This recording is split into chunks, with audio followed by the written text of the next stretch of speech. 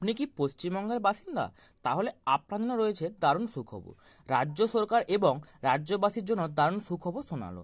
রাজ্য সরকার রাজ্যবাসীর জন্য এমন ঘোষণা করেছেন যার মাধ্যমে ফ্রিতে বিভিন্ন ধরনের রেশন তো পাবেন, তার সঙ্গে পেয়ে যাবেন 3,000 টাকাও।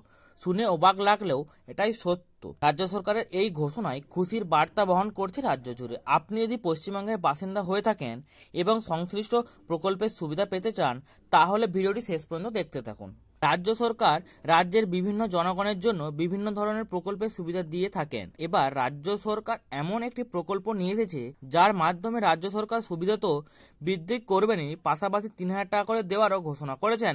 সব থেকে ভালো কথা হলো এক্ষেত্রে রাজ্যবাসীকে কোনো আবেদনও করতে হবে না। রাজ্যবাসী ঘরে বসেই এই সমস্ত ছবিগুলি পেয়ে যাবেন। তবে অবশ্যই আপনাকে এই সুবিধা সম্পর্কে বিস্তারিত জানতে হবে। পশ্চিমবঙ্গ সরকার সাধারণত রাজ্যবাসীর জন্য প্রতিনিয়ত নতুন নতুন প্রকল্প নিয়ে আসেন। শুধু তাই নয়, পশ্চিমবঙ্গ সরকার বিগত যে প্রকল্পগুলো নিয়ে এসেছিলেন তার সুবিধাও বৃদ্ধি করেছেন। পাশাপাশি রাজ্যের বিভিন্ন জনগণের জন্য নতুন নতুন প্রকল্প নিয়ে আসছেন।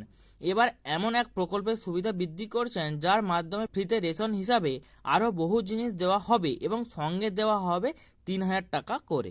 রাজ্য সরকারের গুরুত্বপূর্ণ প্রকল্পগুলির মধ্যে অন্যতম হলো লক্ষ্মীর ভাণ্ডার, খাদ্য সাথী, স্বাস্থ্যসাথী, যুবশ্রী, কন্যাশ্রী, রূপশ্রী ও সবুজ সাথী, আরও বহু প্রকল্প।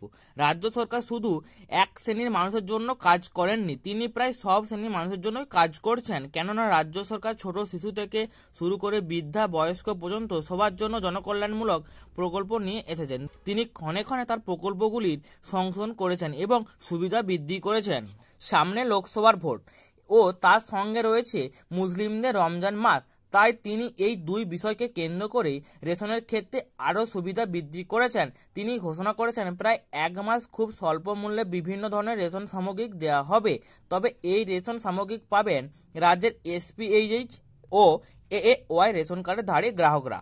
এর পাশাপাশি তিনি লক্ষ্মীর ভাণ্ডার প্রকল্পে টাকা বাড়িয়েছেন। এদিকে অনেক ব্যাংক অ্যাকাউন্টে প্রায় 3 মাস ধরে টাকা ঢোকা বন্ধ ছিল। এবার সেই সমস্ত ব্যাংক অ্যাকাউন্টগুলিতে 3,000 টাকা করে সরাসরি জমা দেবেন রাজ্য সরকার। তো বন্ধুরা, এই ছিল আজকের আপডেট। ভিডিওটি যদি ভালো লেগে থাকে চ্যানেলটিকে অবশ্যই সাবস্ক্রাইব করে দেবেন।